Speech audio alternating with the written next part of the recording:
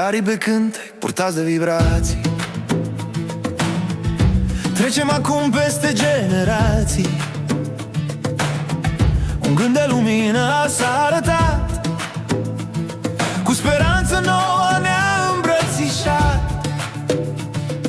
E sunetul care aduce vindecare, celor captivi le dă eliberare.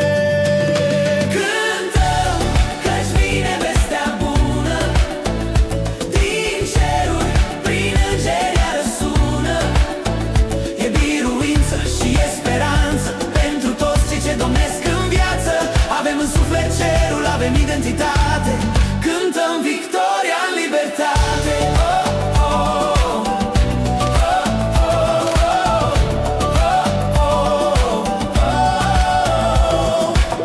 Mintea nouă, acum transformată, inima este de duh inundată. Bem din izvorul ce n-are sfârșit, misterul vieții e azi deslușit. Peste logică punem credința, primind de la Tatăl bunăvoința. Cântăm că-și vine vestea bună, Căci vine din ceruri prin îngeri iară sună.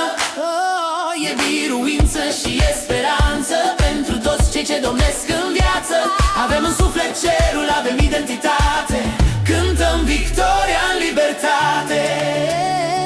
E un loc mistic de unde venim, cu gândul veșnic acum trăim. Promisiunea Tatălui e vindecare, din jugul morții eliberare. Ești liber să cânți, ești liber să sari, suntem ai cerului moștenitori.